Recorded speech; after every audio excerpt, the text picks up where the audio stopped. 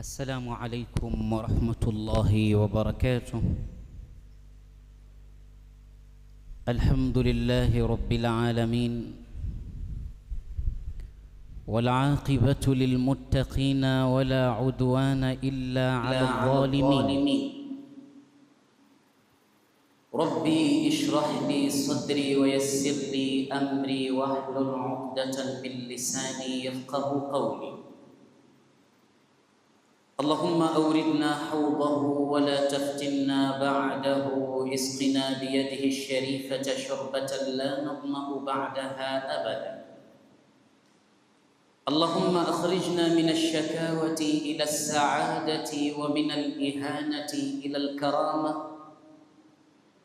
ومن الذل إلى العز، ومن السخط إلى الرضا، ومن النار إلى الجنة، ومن الفقر إلى الغنى، ومن أنواع الشرور كلها إلى أنواع الخيرات كلها.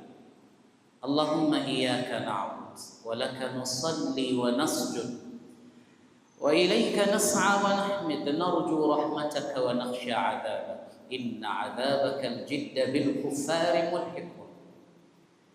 وأشهد أن لا إله إلا الله، أشهد بأنه لا إله إلا هو، لا شريك له، لا وزير له، لا مثيل له، لا شبيه له، لا معين له. هو الأول والآخر والظاهر والباطن، وهو على كل شيء قدير. وهو الذي وصف نوحا بأنه كان عبدا شكورا، ووصف أيوب بأنه كان أوابا صبورا، وجعل النار بردا وسلاما على إبراهيم وكانت له ضياء ونورا، وألقى قميص يوسف على وجه يعقوب فارتد بصيرا، وأرسل رسوله شهيدا ومبشرا ونذيرا وداعيا إلى الله بإذنه وسراجا منيرا. وأشهد أن محمدا رسول الله، أشهد بأنه قد بلغ الرسالة وأدى الأمانة ونصح الأمة ومحى الظلمة وكشف به الغمة، وتركنا في محجة بيضاء ليلها كنهارها لا يزيغ عنها إلا هالك. فصلوات ربي وتسليماته عليه وعلى آله وأصحابه أجمعين. اللهم اجعلنا من الفائزين، آمين آمين آمين. أعوذ بالله من الشيطان الرجيم.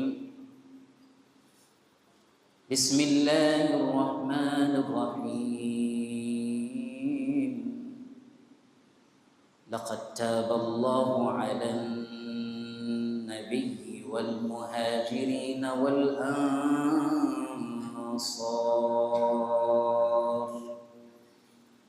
الذين اتبعوه في ساعة العسرة من بعد ما كاد يزيغ قلوب فريق منهم، ثم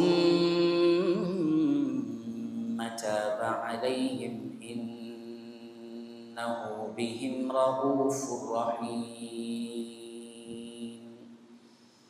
وعلى ثلاثة الذين خلفوا حتى إذا ضاقت عليهم الأرض بما رحبت وضاقت عليهم أنفسهم وظنوا أن لا ملجأ من الله إلا إليه، ثم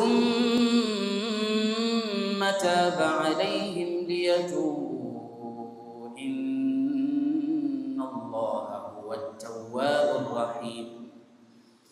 يا أيها الذين آمنوا اتقوا الله وكونوا مع الصادقين.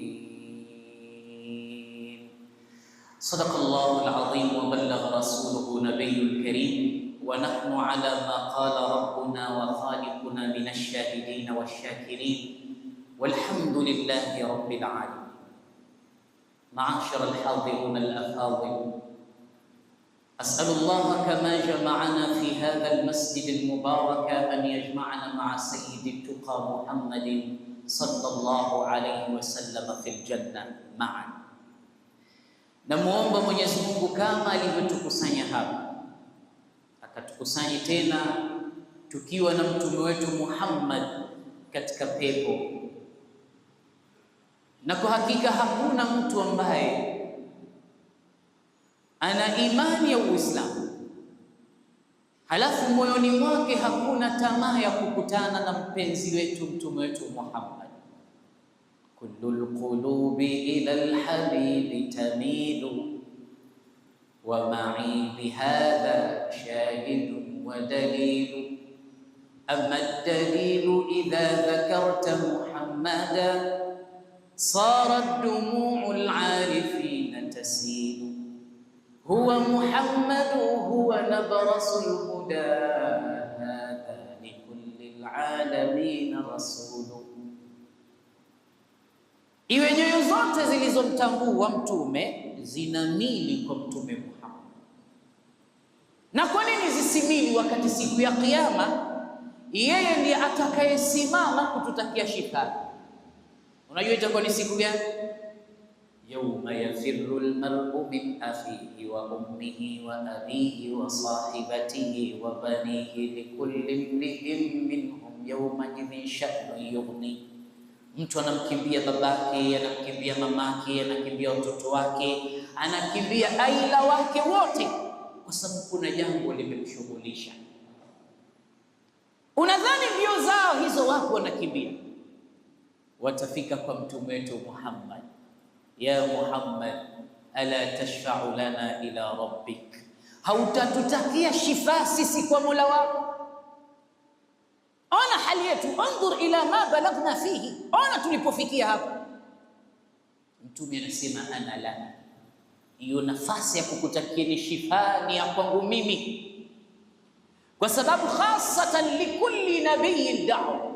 Inaeleza kuwa kila mtume alipewa dua. Alipoulizwa mtume, fa kaifa da'watuka ya Muhammad ala ummati, dua yako ni ipi ewe Muhammad kwa ummati wako? Anasema idakhartuha shafa'atan li ummati yawm alqiyama, mimi sitaomba kitu kama waliopita mitume kabla yangu, mimi nitaiacha dua yangu iwe shifaa kwa ummati wangu siku ya Kiyama. Anasema mwenyewe mtume, nitasimama mahala nilipokaa, fayathuru min majlisi ma huwa atyaba rihin shammaha qattu ahad, mahala nilipokaa itatoka harufu nzuri. Hakuna mtu aliyewahi kushumu harufu nzuri kama ile itakayotoka mahala alipokaa mtume. Siku ambayo tuko katika uwanja wa mahshar tumekusanywa hapa. Anasema kisha nitasogea mpaka mbele ya Allah, yatalala nuru baina mawdhi jasadi min mawdhi ra'si ila mawdhi qadami. Anasema itatoka nuru kutoka kichwani mpaka miguuni. Atasali rak'ataini thumma yatilu fi sajdatihi al-akhirah, sijida ya mwisho mtume akarefusha mno. Allah atamwambia kum ya Muhammad washfa' man tushaffa, simama Muhammad kumtakia shifa, unataka kumtakia shifa. Mtume atasimama atawatakia shifa, watu wataondoka pale. Kwa nini asiwe tunaimwelekea sana? Mtume anasema kuna kundi litabakia pale, watu wote wakisha kuondoka waliokuwa na imani kumwamini Allah na mitume wake, kuna kundi litabakia kwenye uwanja ule, halitaondoka. Watasema laqad wajada almuslimuna man yashfa'u lahum, jamaa waislamu wameshapata kuwatakia shifa, faman yashfa'u lakum, sasa nyinyi mliobakia nani atakayewatakia shifa? Wataanza kutafuta nani wasimpate. Mmoja atasema ha huwa Iblis, jamani Ibilisi huyo hapa mbele yetu. Huwa alladhi yashfa'u lana ila rabbina, ndiye atakayetutakia shifa kwa Mola wetu. Li'annahu adallana wa aghwayna sabila, ndiye aliyetupoteza na akatubadilishia njia.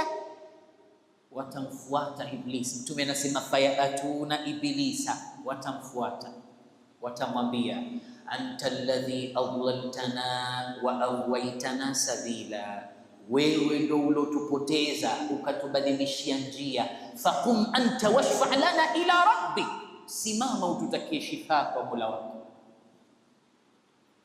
Mtume anasema fayaqum, atasimama Iblis, fayathuru min majlisihi ma huwa antana rihin shammaha qattu ahad, itatoka harufu pale alipokaa inanuka, hakuna mtu pua yake imeshumu harufu mbaya kwenye dunia kama hiyo itakayotoka siku hiyo kwa Iblis. Alafu atasema haya maneno katika suratu Ibrahim, Mungu kayataja, waqala ash-shaytanu lamma qudiya al-amr inna Allaha wa'adakum wa'ada al-haqq wa wa'adtukum fa akhlaftukum wama kana li alaykum min sultan illa an da'awtukum fastajabtum li fala talumuni walumu anfusakum ma ana bimusrikhikum wama antum bimusrikhi inni kafartu bima ashraktumuni min qabl inna adh-dhalimina lahum adhabun alim. Mungu kakuahidini miadi ya kweli mlipokuwa duniani. faman tabi'a hudaya fala khawfun alayhim wala hum yahzanun walladhina kafaru wa kadhabu biayatina ulaika ashabun nari hum fiha khalidun inna Allaha wa'adakum wa'ada al-haqq. Mungu kakupeni ahadi za kweli, wa wa'adtukum fa akhlaftukum, mimi nikakuahidini vibaya nikakuendeni kinyume.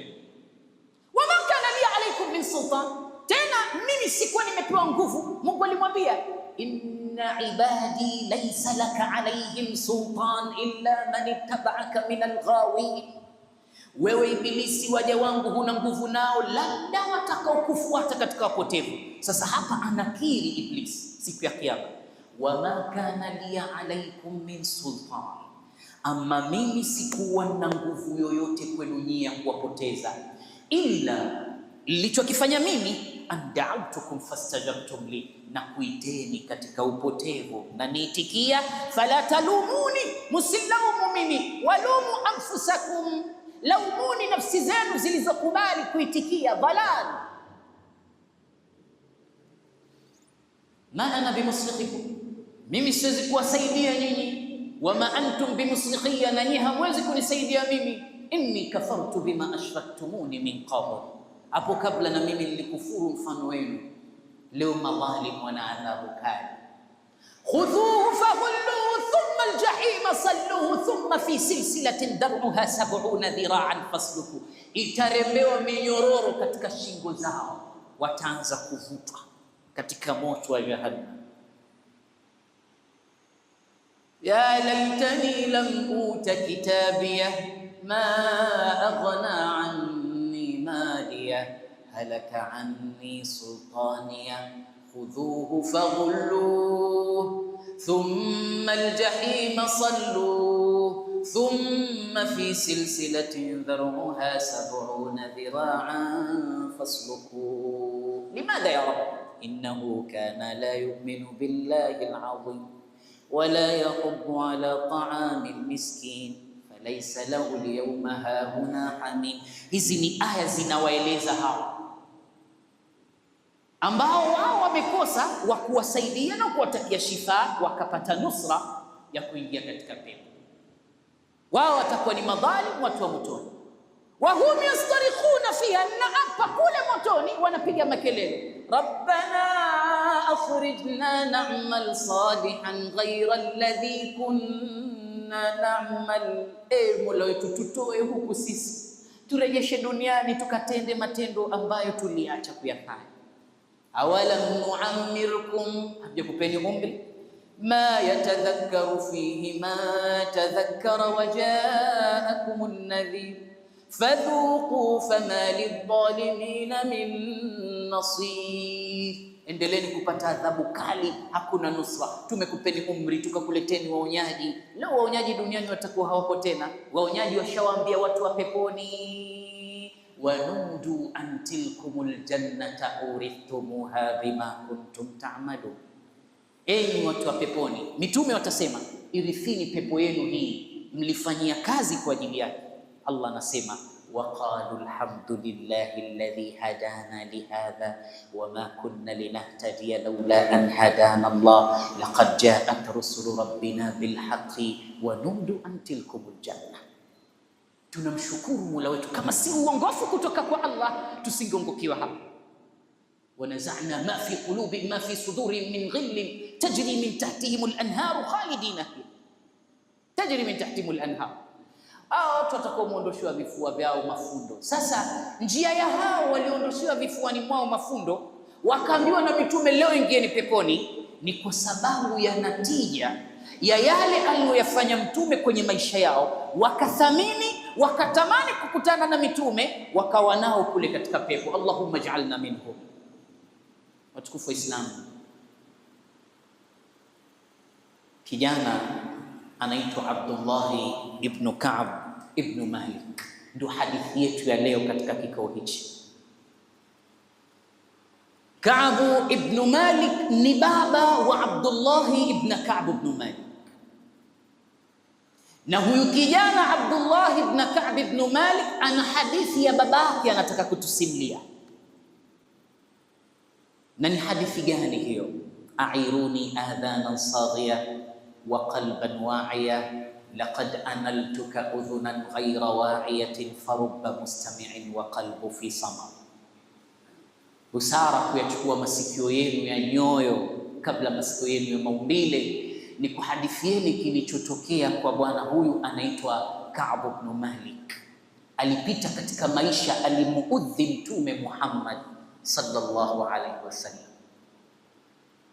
Waman adha an-nabi fakaannama adha Allah, na mtu atakayemuudhi mtume hakuna tofauti na mtu aliyemuudhi Allah, kwa sababu mahala popote ambapo Mungu yuko yeye, basi yuko na mtume wake mahala popote. Sayyidina Adam, nikupeni kisa. Sayyidina Adam alipopewa roho, akapuliziwa ile roho, akaishi peponi na mke wake, wakakosea walichokosea. Fatalaqa Adamu min rabbihi kalimatin fataba alayhi, Adam apate maneno kutoka kwa Mola wake akatubu. Sasa wanachuoni wa tarikhi wanatueleza, baadhi yao wamedhoofisha hadithi hiyo, lakini wengine wanakubali, wanasema kuwa Nabi Adam alipomuudhi Mola alimfuata Mola wake akamwambia, ya Rabb, wa bihaqqi Muhammad as'aluka an taghfira li, kwa haki ya Muhammad na kutaka na kuomba Mola wangu kunisamehe.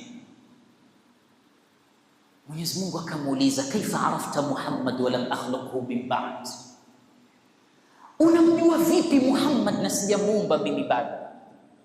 Anamwambia, ya Rabbi, hinama khalaqtani wa nafakhta fiyya min ruhi rafa'tu ra'si wa ra'aytu ala qu'udi kursiyika maktuban la ilaha illa Allah Muhammad Rasulullah, fa'alimtu annaka lam tadhif ismuka illa li shakhsin ahabbahu ilayk. Anamwambia, Mola wangu uliponiumba ukanipulizia roho, rafa'tu ra'si, siku ile mimi niliinua shingo yangu, fawajadtu ala qawaidi kursiyika maktuban, nikapata katika miguu ya kiti chako cha enzi pameandikwa la ilaha illa Allah Muhammadur Rasulullah. Fa'alimtu, nikatambua annaka lam tadhif ismuka li shakhsin illa li shakhsin ahabbahu ilayk, kwamba wewe Allah hutaliandamanisha jina lako na kiumbe yoyote ila unayempenda zaidi. Nikajua Muhammad ni kipenzi wako sana, lidhalika astaghfiruka bihaqqi. Allah anamwambia, qulta haqqa wa nasdaqta sidqa falawla bihi lama khalaqtuka walau lam tastaghfarta li bihaqqihi lama ghafartuka. Kama si Muhammad we Adam usingekuwepo hapo, nisingekuumba. Na kama msingalinitaka msamaha kwa haki ya Muhammad mimi wewe, nisingekusamehe. Baadhi ya ulama wanasema hadha hadithu mawdhu'un am dha'if, lakini wengine wanasema hadithu haq asaba min nabi Muhammad. Nabi Adam kuna mengi kayasema kuhusu ummati Muhammad sallallahu alaihi wasallam. Nabi Adam aseme wallahi laqad u'tiya Muhammada ma lam yu'tahu an-nabi. Muhammad kapewa mambo mimi sijapewa. Hinama asaitu Allah kuntu ana fil janna, mimi nilipomuasi Mungu nilikuwa niko peponi. Fa akhrajani Allah fiha, Mungu kaniambia toka peponi Adam. Wa ummata Muhammadin ya'asuna Allah ma zalu mutalasiqina fi buyutihim, watu wa Muhammad wanamuasi Allah lakini bado wako majumbani mwao. Ummata anasema hinama asaitu Allah kuntu kasiyan fa'arani, wakati nimemuasi Allah mimi nilikuwa nimevaa nguo, Mungu kanivua nguo zangu. Falamma dhaqa ash-shajara badat lahuma sawatuhuma wa tafiqa yakhsifani alayhima min waraqil janna, walipoonja tu lile tunda Mungu kawavua nguo zao, wakawa wanakimbilia majani ya peponi kujifunika. Anasema kuntu kasiyan, mimi nilikuwa nimevaa, fa'arani, Allah kanivua nguo zangu. Walakinna ummata Muhammadan, lakini watu wa Muhammad ya'asuna Allah, wanamuasi Mwenyezi Mungu. Wama anza Allahu libasahum, lakini Mungu havui nguo zao. Anasema hinama asaitu Allah, wakati mimi namuasi Mwenyezi Mungu, kuntu ma'a zawjati fafaraqani Allah baini wa bainaha, wakati na muasi Allah nilikuwa na mke wangu, Mungu akanifarakanisha baina mimi na mke wangu, kampeleka kule kanipeleka huko.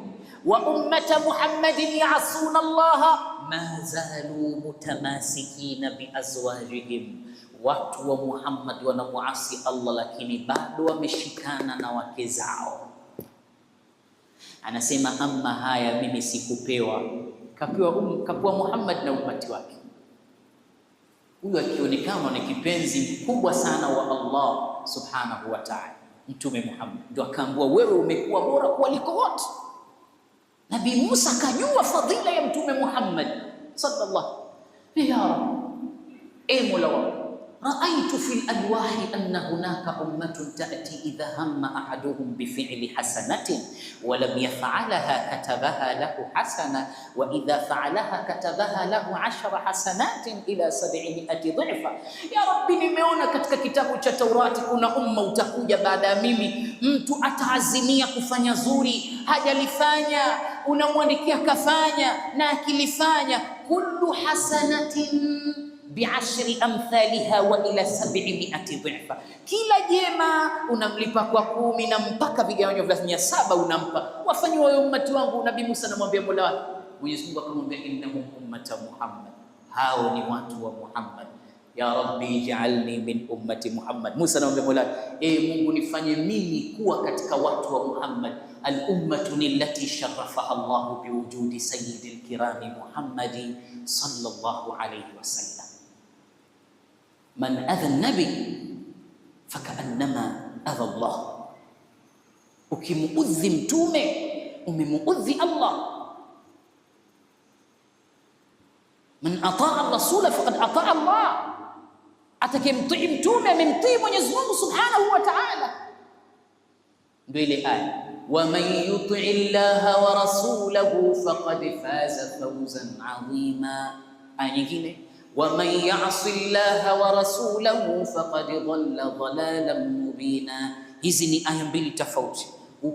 Ukimuasi Allah na mtume umepotea upotevu wa bayana, ukimtii Allah na mtume umefaulu mafanikio ya hali ya juu. Ayu sabilaini takhtar, njia ipi unaichagua? Tariqu dhalal au tariqu alfawz? Kuna njia ya upotevu na njia ya mafanikio. Hii itakuwa ni kazi yako na matendo unayofanya wewe. Waislamu, Ka'b ibn Malik alimuudhi Mtume sallallahu alaihi wasallam mara moja katika umri wake, kama yule sahaba aliandika barua akaipeleka Makka kutaka kuwanusuru ndugu zake na dharba itakayokuja kutokea muda ambao mtume ataingia Makka. Mtume akapewa taarifa, kuna mmoja katika sahaba wako kaandika barua ipeleke Makka, ifuate. Ali ibn Abi Talib, Salman al-Farisi, idhhaba wa atiya bi hadha alkitab, nendeni leteni hii barua. Wakatoka Ali na Salman al-Farisi wakamfuata aliyepewa barua, alikuwa ni mwanamke. Popote pale alipo wakampata mwanamke huyu yuko kharij al-Madina, nje tena ya Madina, katika atraf, anakimbia. Saidina Ali akamwambia, nipe ulichopewa. Akasema, wallahi mimi sina kitu, nipe ulichopewa. Ma kadhaba nabi Muhammad, hasemi uongo, lete ulichopewa. Kama hukutaka saufa yadkhul yadi fi makani alladhi ma kunta tuhibbina anta an yasila yadu ahad. Kama hujatoa nitaupeleka mkono wangu mahala ambapo hukuwa unapenda wewe upelekwe mkono wa yule. Ma kunti tuhibbina an yasila yada ahad. Akaingiza mkono wake ule mama, akaitoa barua akampa Ali ibn Abi Talib. Ikapelekwa barua ile mpaka kwa mtume, mtume akaiinua. Man alladhi kataba hadha, nani aloandika hii barua? Kaandika sahaba wangu. Nani kaandika? Asimame mwenyewe aseme mimi ndo niloandika. Yule bwana yuko pale, ya Rasulullah, hadha kitab, hiyo ni barua yangu. Umar ibn al-Khattab kashatwa panga zamani, ya Rasulullah murni an aqtula unuqa. Mtume anamwambia, ya Umar, innahu mashhada badri. Tulia Umar, huyu kashuhudia vita vya Badri, mwache. Kwa nini uliandika? Limadha katabta, kwa nini umeandika barua? Sema, Rasulullah, kule Makka kuna watu wangu, nimewahofia lisije likawapata lolote kutokana na kile tunachotaka kwenda kukifanya kule Makka. Huyu kaingia katika sufufu waliomuudhi mtume kwa sababu kafanya jambo la siri, halafu asimtaarifu mtume, wakati mtume mwenyewe ana mipango ya siri wakati wa kwenda zao Makka. Kaabu anamwambia mtoto wake, ma takhallaftu an rasulillah, lam atakhallaf an rasulillah fi ghazwatin ghazaha illa fi ghazwati Tabuk. Mimi mwanangu sikuwahi kumkhalifu mtume katika vita yoyote aliyotoka kupambana, ila nilikuwa pamoja naye. Vita vya Badri nilikuwamo, vita vya Uhud nilikuwamo, Bani Nadhir nilikuwamo, yani kila aina ya ghazawa na saria. Anasema Ka'b ibn Malik, nilikuwa na mtume. Katika ghazwa Tabuk sikuenda, na sikuwa na sababu yoyote ya kunifanya nisiende, na tena sikuwa niko katika thiqalu, yani uzito, nilikuwa sina uzito aina yoyote. Kuntu amliku rahilatayn, nilikuwa ninamiliki vipando viwili. Wakati wa vita vingine nilikuwa sina vipando, ila katika vita ya Tabuk nilikuwa nina vipando viwili. Hakukuwa na dhiki yoyote kwa upande wangu. Tumekaa na mtume katueleza kuhusiana na habari za Warum wanaotaka kuichukua Madina katika mikono yao. Mtume alitueleza habari hizi usiku. Asubuhi tuandae jeshi kwa ajili ya safari. Unajua Warumi walikuwa wako jirani, sehemu inaitwa Tabuk, wanataka kuivamia Madina. Kipindi hiko wachukue uongozi wa Madina, wamvamie mtume na mamlaka yake, na thimar za Madina zote ziingie kwenye mikono yao. Ndivyo walivyokuwa wanataka Warum pia malengo yao mengine ilikuwa ni kutaka kuitawala dunia kwa ujumla. Na ndio maana wewe na mimi huenda tunaangalia baadhi ya michezo fulani ya Hercules. Kuna watu wanaitwa Hercules, wale ni Warumi wa miaka kadhaa huko nyuma. Hizi ni tamathili ambazo sasa wanatengeneza, lakini walikuwepo wakiitwa Hercules, wengine wanaitwa Herakla, au yani Hercules katika lugha ya Kiarabu wanaitwa Herakla. Sasa hawa walitaka kuitawala dunia yote. Falastini wameitawala, Sham wakaitawala, Masri wakaitawala, kila mahala. Na mtume moto wakasema, mtafutuhi Masri, mtafutuhi Falastini, mtafutuhi Sham, zote mtaondoa hizo daula Turumia katika hizo eneo, hayo maeneo. Na akawaambia mtume katika hadithi moja, sataftahuna Misra wa hiya fi ardhin tusamma Qirat fastawsu bi ahliha khaira fa inna lahum dhimmatan wa rahima, mtaifutuhi Masri. Na kweli wakati wa khalifa wa Umar ibn al-Khattab alikuja Sayyiduna Amr ibn al-As, wakati Umar alikuwa yuko zake katika ardhi ya Falastini. Amekuja Amr ibn al-As kutoka Sham, akamfuata Sayyidina Umar ibn al-Khattab pale Falastini, akamwambia naomba unipe kazi ya kwenda kuifutuhi Masri. Wale watu Mtume kasema tukifanikiwa kuifutuhi watausaidia sana Uislamu, kwa sababu wana alaka kubwa kweli na Uislamu. Kwa hiyo nipe idhni nikaifutuhi ardhi ya Masri. Umar ibn Khattab hakuchelewa, kutokana na yale maneno mengi Amr ibn al-As alikuwa akimwambia, akamwambia chukua jeshi la watu 4000 nendezeni Masri, kafutuhi Masri. Amr ibn al-As akachukua wanajeshi 4000 akatoka nao kuelekea zake katika ardhi ya Masri. Sayyiduna Uthman ibn Affan akapata taarifa Umar ibn al-Khattab kampeleka Amr ibn al-As Masri, akaifutuhi Masri. Uthman akaja kwa Umar ibn al-Khattab akamwambia, nini ulichokifanya wewe? Innahu la rajulun yasdaru al-imara, yule Amru ni mtu anapenda vyeo tu, hana nguvu ya kuweza kulisaidia jeshi, na hofia watakuja kurudi qillata adad min juyush, idadi ndogo sana ya wanajeshi. Kwa hiyo tafuta namna Amr ibn al-As awarejeshe wanajeshi katika ardhi ya Madina. Umar ibn al-Khattab akaandika barua haraka sana, akampa mwanajeshi, akamwambia mpelekee Amr ibn al-As kabla hajaingia Masri. Mwanajeshi katoka haraka kumkimbilia Amr ibn al-As na msafara wake. Amr ibn al-As akamwona yule mwanajeshi akija, akajua huyu mwanajeshi amekuja ametumwa na Umar, lazima ana ujumbe, mimi nirudi zangu Madina. Mwanajeshi kufika pale, Amr akajitia shughuli asimpokee yule mwanajeshi, mpaka wakaingia katika ardhi ya Masri. Walipoingia katika ardhi ya Masri, kuna sehemu inaitwa Arish, ndipo mwanzoni katika ardhi ya Masri walipofika hawa mabwana. Walipofika pale Arish, Amr ibn al-As ndo akaipokea barua aloletewa, akaifungua mbele ya sahaba wote 4000, halafu akawasomea, inna Umar yaqul, Umar anasema katika hii barua, in wasalta kitabi hadha masaan farji' ma'a jayshi ila al-Madina, ukipata barua yangu hii jioni, rudi na wanajeshi wangu Madina asubuhi, na ikikufika barua yangu hii asubuhi, wanajeshi wangu warejeshe mkiwa zenu jioni Madina. Na kama mtaingia Madina, mtaingia Masri hamkurudi, na wakati barua yangu imekufika, sitawasaidia kwa chochote, kwa kile kitakachowapata. Amru akawaambia, turudi Madina, tuendeleni kubaki Masri. Wakasema tushaingia Masri, turudi Madina kwa nini? Tuendeleni Masri. Wakaingia Masri. Wallahi walipigwa Waislamu hawa, zikamwagwa damu zao nyingi kweli kweli, mpaka Amru akaona ghera. Takriban mwezi mzima wako katika vita, wanapigwa na Warumi, idadi ya wanajeshi inapungua kila uchao. Amru akaandika barua imwendee Umar ibn al-Khattab kwa kumwomba radhi amsaidie wanajeshi wake wapate nguvu. Umar imemfika barua, anaisoma kutoka kwa Amr ibn al-As, imekuja kwako Umar ibn al-Khattab, tusaidie, tumeuliwa wengi sana. Umar hakuwa na jinsi, ingawa alishamkataza asiingie Masri. Akawatafuta sahaba wake Zubair ibn Awam, Ubada ibn Samit, Muhammad ibn Muqlad na wengine, wakawepo takriban 4, wakapewa wanajeshi kila mmoja 4000, wakaambiwa nendeni katika ardhi ya Masri, msaidieni Amr ibn al-As. Wakatoka wakaelekea mpaka Masri.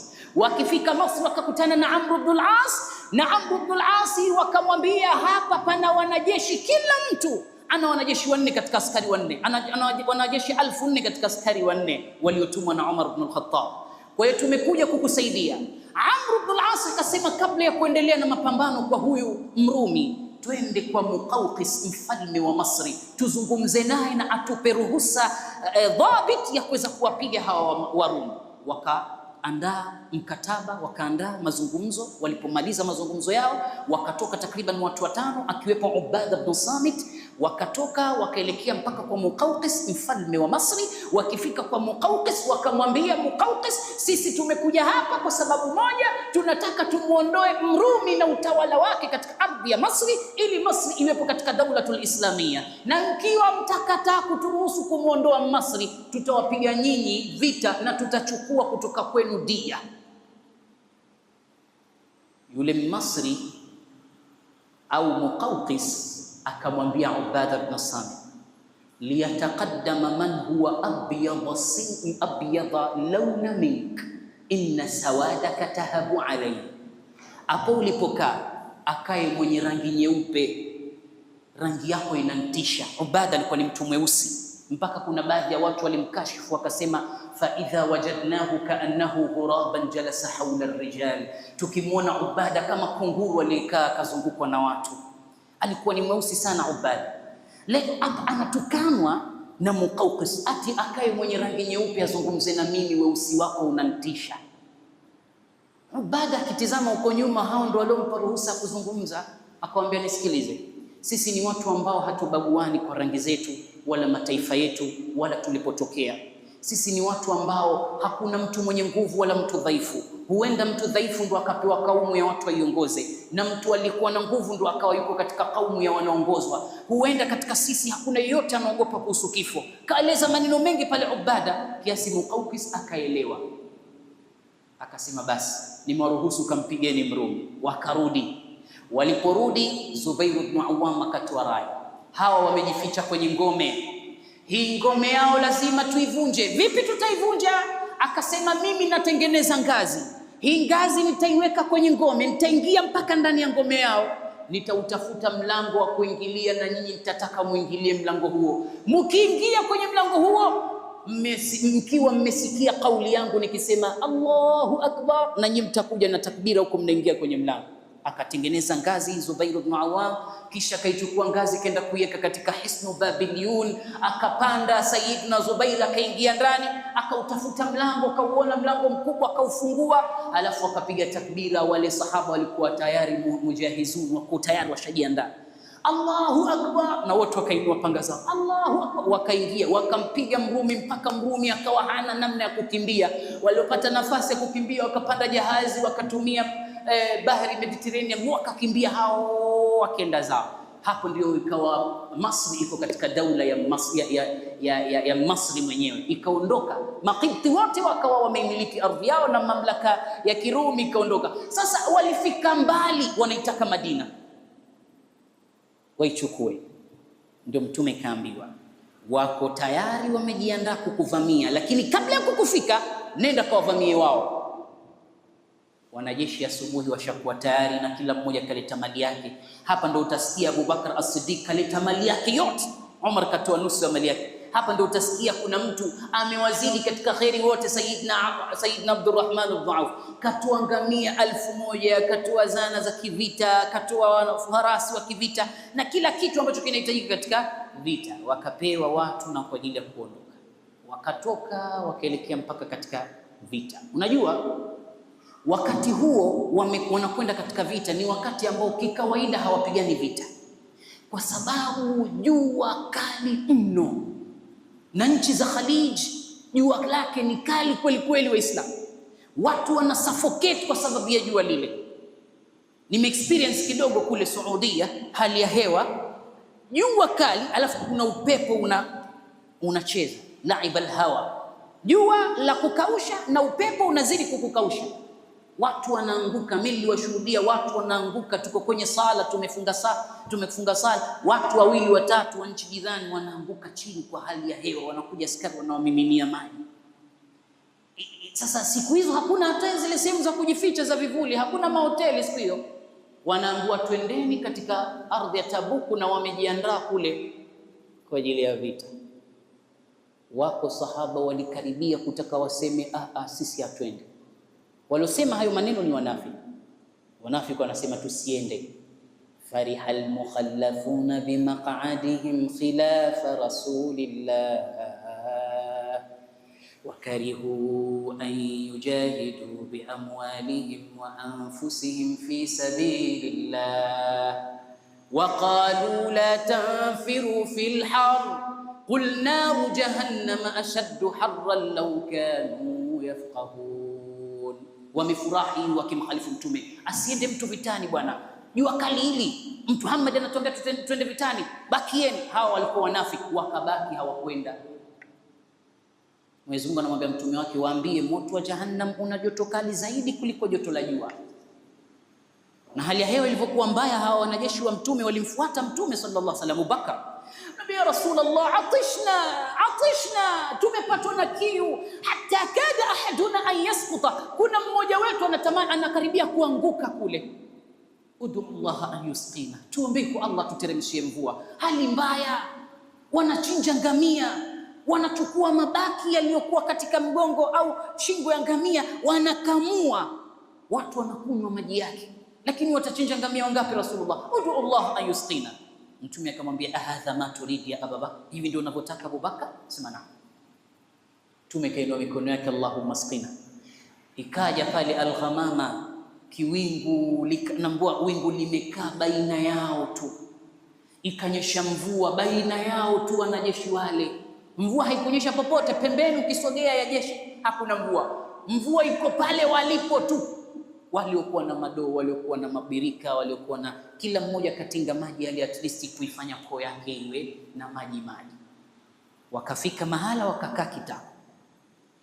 Mtume akiwa anawatizama sahaba zake, nani yupo nani hayupo, nani kamuona nani hakumuona. Kila akitizama kuna sahaba hamuoni Ka'b ibn Malik.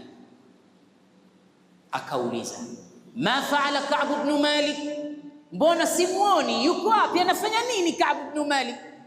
Yuko bwana kutoka katika kabila la Bani Khuzaima. Akasema, ya Rasulullah, habasahu burda, ana burda lake, joho lake kubwa limemshughulisha, hakuja katika vita. Muadh ibn Jabal akamwambia, bi'sa ma qult, ahakadha ma su'il, unadhani hivyo ndio ulivyouliza? Ndio uovu gani ulosema huo?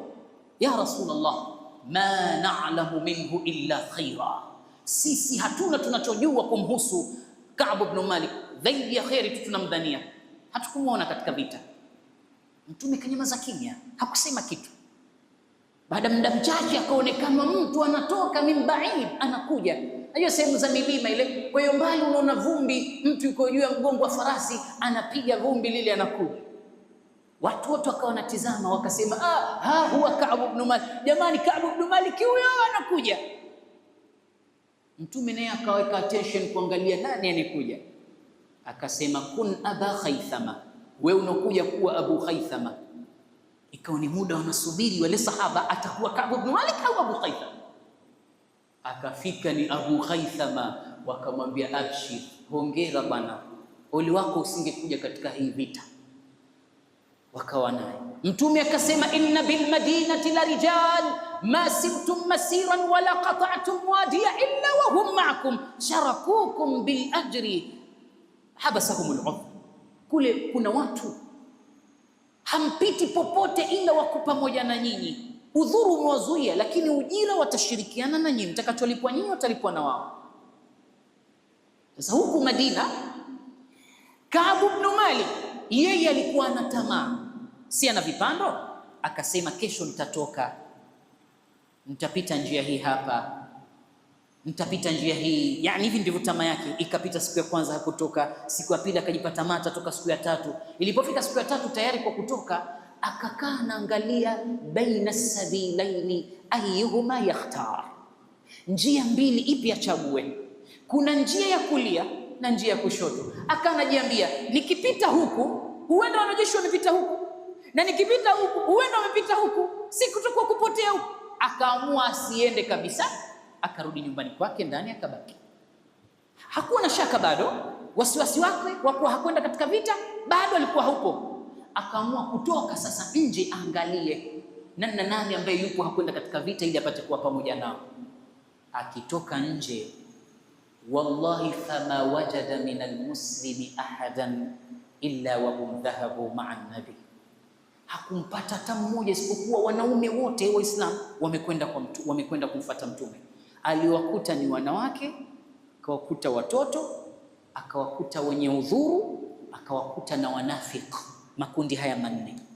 Akajiambia Ka'b ibn Malik, kama mimi si katika hao wanawake, basi mimi ni katika watoto, na kama si katika watoto, basi mimi ni katika wenye udhuru. Wenye udhuru kama walemavu, watu wazima sana ambao hao wana uzito, hawezi kwenda katika vita.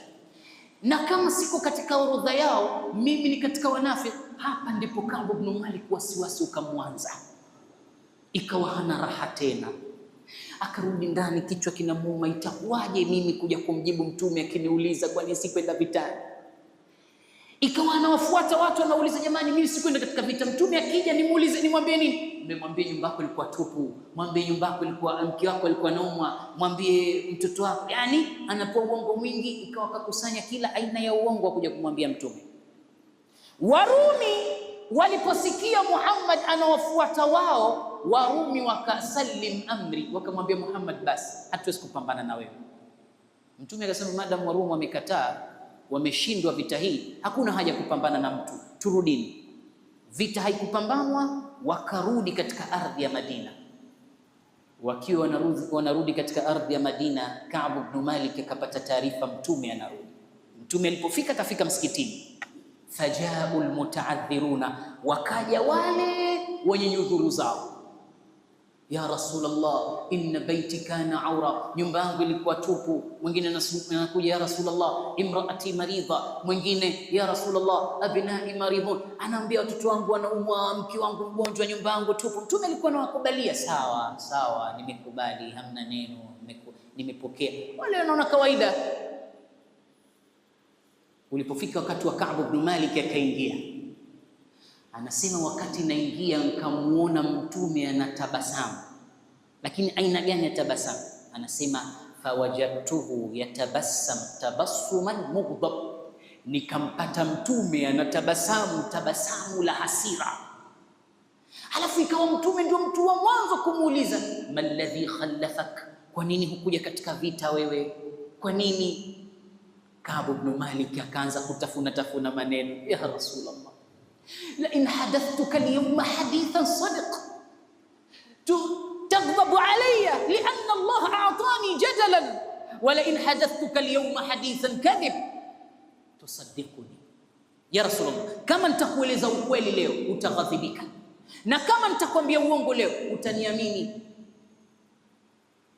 Walakin takhallaftu hadhihi al-ghazwa au hadhihi al-ma'raka biduni udhrin, sikuwa na udhuru wowote, mimi sikuja tu katika hii vita. Mtume anasema, wallahi sikukutarajia wewe kuyafanya haya. Qum hatta yahkum Allahu alaik, subiri hukumu yako, nenda. Ka'b ibn Malik akasimama akatoka. Yatizame maneno mtume aliyosema, wallahi sikudhani, ma dhanantu annaka taf'alu haka, sikudhania wewe utayafanya haya, sikudhania. Ka'b, subiri, Mungu atahukumu nini tutajua baadaye, nenda Ka'b. Anasema Ka'b, nilipotoka nje nikawakuta watu wako pale, wakaniuliza umesema nini kwa mtume? Nikawaambia mimi nimemwambia ukweli, nimeona niseme ukweli tu, hakukuwa na budi kwangu ila kusema ukweli. Wakamwambia ilikuwaje, huyu Muhammad kila kauli anasikia, ungelisema tu kwamba nyumba zetu zilikuwa tupu, au ungelisema mke wangu alikuwa mgonjwa. Na tena Mwenyezi Mungu anasema, wamesema hawa eti nyumba zao, inna buyutana la auratun wa ma hiya bi'aura in yuriduna illa firara, walikuwa tu wanataka kukimbia. Muhammad udhuru, yule anasikia, hakuna kitu asichokisikia yule. Mwenyezi Mungu akasema, wa yaquluna alladhina yu'dhuna an-nabiy, wanasema wale watu waliomuudhi mtume sallallahu alaihi wasallam, wa minhum man yu'dhuna an-nabiy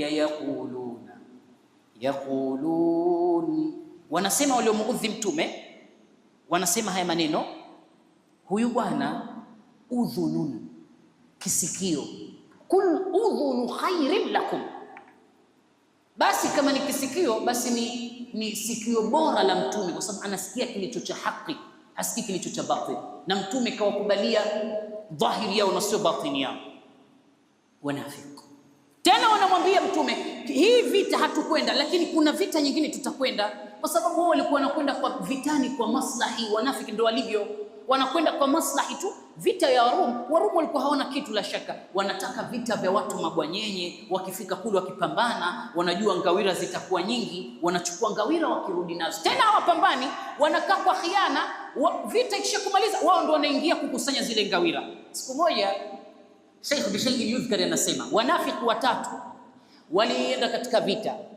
Baada ya kumaliza vita, wakawapata wanawake kama ngawira watatu. Wamewapata wanawake watatu, basi wakawachukua wale wanawake watatu. Kiongozi wa wale wanafiki watatu akasema kumwambia, waliwapata wanawake wanne, la walipata wanawake wanne. Kiongozi wa wanafiki watatu wale akasema kuambia wenzake, kumwambia mmoja, hebu wagawe hawa wanawake wanne, kila mtu awe na wake. Basi yule aliyeagizwa akaanagawa, huyu hapa atakuwa kwangu mimi, na huyu atakuwa ni wa kwangu mimi, huyu atakuwa kwa wewe bosi wetu, na huyu hapo atakuwa ni wa huyo mwenzako. Akapigwa mkono mmoja tu wa uso, akaambwa wewe hujui kugawa, gawa wewe. Yule mwingine akaambwa agae, anagawa huko anatetemeka mikono. Huyu atakuwa wa kwako bosi asubuhi, huyu hapa utatumia mchana, huyu hapa bosi utatumia jioni, na huyu mwingine usiku. Akaambwa ina wajadta hadhihi qismatun adila ya sahibi, nimepata wapi ugavi mzuri huu? Sema hinama raaitu darbatan ala wajhi hadha, nilipoona lile bao kwa mwenzangu linalokuja kwangu nikaona litakuwa tais lile alilolipata mwenzangu, na ndio maana kwa bora uchukue wewe wote. Kwa hiyo wao walikuwa wanaangalia maslaha katika vita. Fa in raja'aka Allahu ila ta'ifatin minhum fasta'dhanuka lilkhuruj faqul lan takhruju ma'iya abada ولا تقاتلوا معي عدو إنكم رضيتم بالقعود أول مرة فاقعدوا مع الخالفين. Ikiwa utarudi vitani Muhammad, katika hii vita ukirudi likaja kundi kwako wakakwambia tutakwenda vita nyingine, waambie kwanza sasa sitaki tena kwenda vita na nyie, na wala msipambane na adui yangu. Mliridhika kukaa mara ya kwanza hapa wakati watu wameambiwa ende vitani, basi bakieni na wenye kuhalifu, msije tena katika vita. Basi Ka'b ibn Malik akasema kwani niko peke yangu? Akasema hapana. Akaambiwa hapana, wako na wenzao wawili, Murara ibn Rabi' na Hilal ibn Umayya, na wao pia wamemwambia mtume ukweli. Kwa hiyo upo wewe na hao wenzako wawili, total watatu. Kumbe niko na wenzangu wawili tena walioshuhudia vita vya Badri. Hilal ibn Umayya na Murara ibn Rabi' hao walikuwepo katika vita vya Badri. Akaona basi niko na wenzangu. Unajua jambo siku zote uwe na wenzako. Ukiwa uko peke yako kidogo linakuwa zito, lakini ukiwa na wenzako unaona kwamba una kivuli cha kujificha. Na siku moja tulikuwa tunaelezwa wazee wetu, wewe unafeli shule, wewe vipi, wewe unafeli matokeo haya mabaya sana. Lakini ukiangalia yale matokeo yako, mzazi anakutukana peke yako, ila wewe mwenyewe uko unajiona uko vizuri. Kwa sababu gani? Yule besti wa darasani na yeye kafeli, alafu unajiambia yule mwenzangu besti sana kafeli, nimekuwa nani mimi? Yani anajifichia kwenye kivuli cha ule uhodari wa mwenziwe kwamba huyu kafeli, ama hu mtihani ulikuwa mgumu. Sasa Ka'b ibn Malik ndio hivyo, ama hawa hawakwenda Murara, Hilal ibn Umayya na Murara ibn Rabi', mimi nani Ka'b?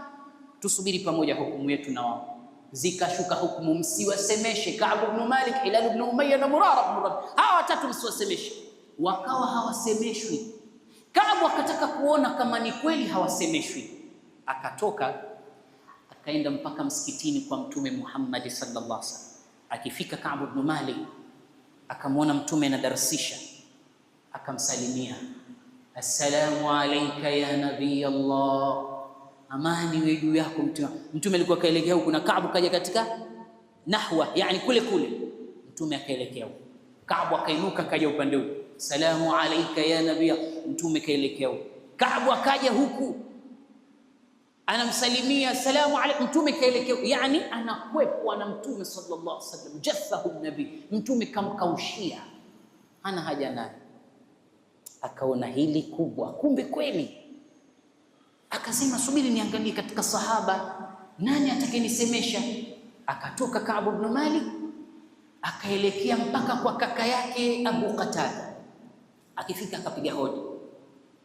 Abu Qatada akauliza, man bil bab, man at-tariq, nani anapiga hodi? Sema Ka'b ibn Malik. Ni mimi Ka'b ibn Malik. Akanyamaza Abu Qatada. Ka'b ibn Malik akainua sauti yake, ala ta'lamu anni uhibbu Allah wa rasula, hivi Abu Qatada hujui kama mimi nampenda Allah na mtume wake? Abu Qatada hakumjibu, akainua tena sauti yake, ala ta'lamu anni uhibbu Allah wa rasula ya Abu Qatada, hujui kama mimi nampenda Allah na mtume wake? Abu Qatada kanyamaza, akasema tena Ka'b ibn Malik, hujui kama mimi nampenda Allah na mtume wake? Abu Qatada akamwambia, Allahu wa rasuluhu a'lam, akhruj, ondoka, Mungu na mtume ndio anajua bwana, sitaki kuniingiza katika makosa. Ka'b ibn Malik akaona kumbe kwa hali hii ni kweli hatusemeshwi.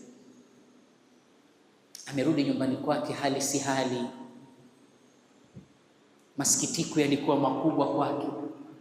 Hata akienda sokoni biashara watu wanamkwepa. Mara moja kaenda zake sokoni, kuna mtu akawameinua sauti yake, man yadullani ila Ka'b ibn Malik, man yadullani ila Ka'b ibn Malik, nani jamani atanionyesha Ka'b ibn Malik? Wale watu wa sokoni wale watu wakanyosha kidole chao, yule pale Ka'b ibn Malik, kama unamtaka yule pale, mchukua uondoke naye.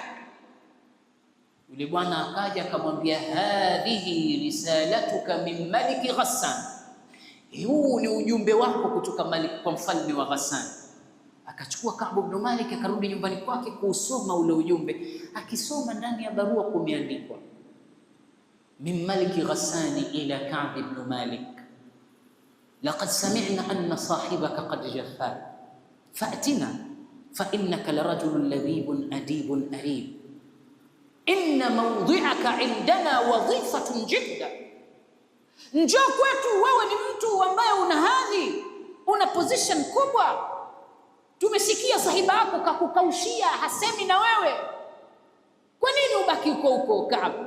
Ka'b alikuwa ni mshairi, alikuwa akipendwa na wafalme, lakini mwenyewe alikuwa hapendi yeye kujikumbatisha kwa wafalme, alikuwa yuko sana na mtume, na mtume alikimpenda sana.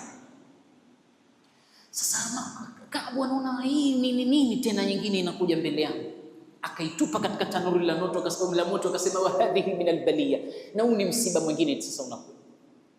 Ghafla anasikia hodi mlangoni, anakwenda kutazama nani yuko mlangoni pale. Mtu anamwambia, mtume anasema mukae mbali na wake zenu.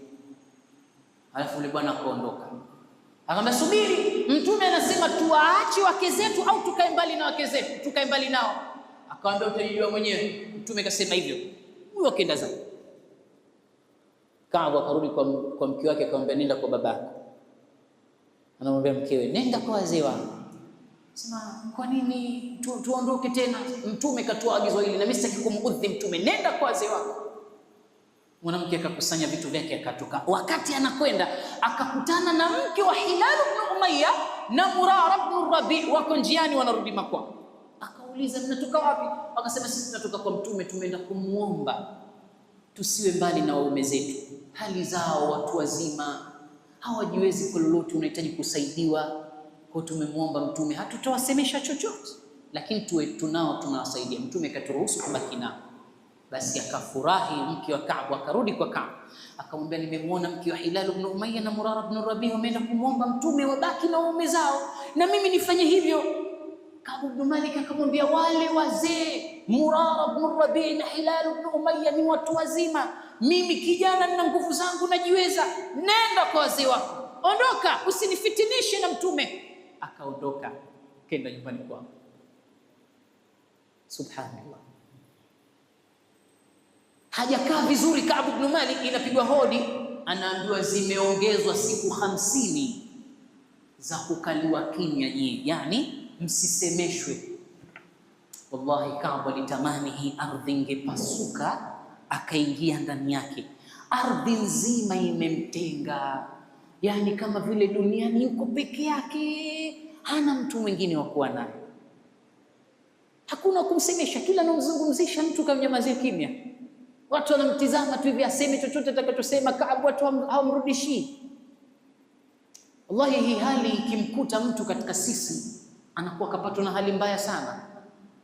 Na wapo baadhi ya watu kule nyumbani tunakaa nao, hizi ni hali zao. Yuko mtu amia ananiambia, wallahi mimi si baba si mama si ndugu zangu, watu wamenitenga. Nilikuwa nakaa nyumbani, babangu akaja kuniambia leo jioni uwe ushahama.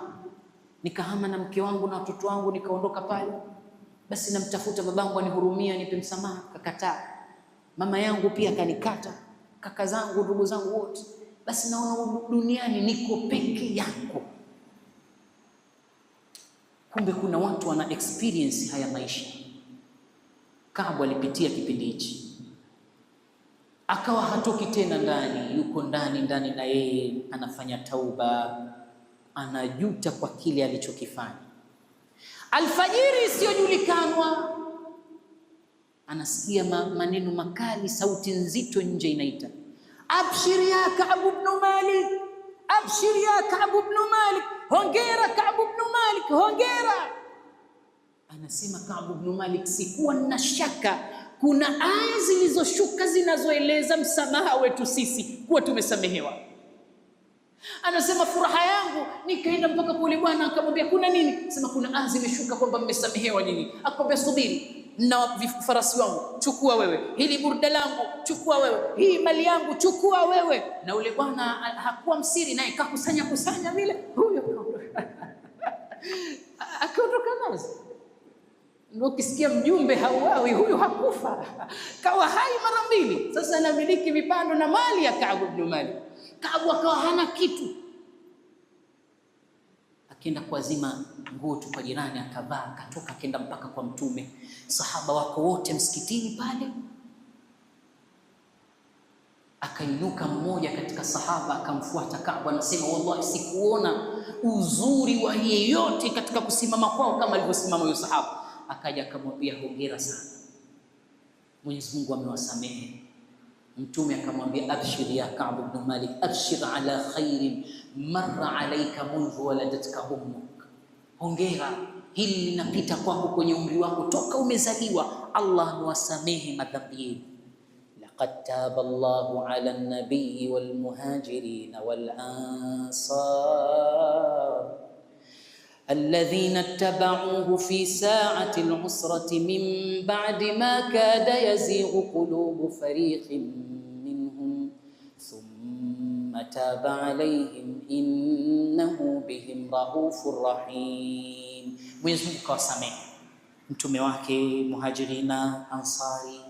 Hawa muhajirina na ansari alladhina tabauhu, wamemfuata mtume fi saati al-usra, wakati wa jua kali mno, min ba'di ma kada yazighu qulubu fariqin minhum, muda ambao zilikaribia nyoyo za hawa sahaba kutaka kufarakiana na mtume.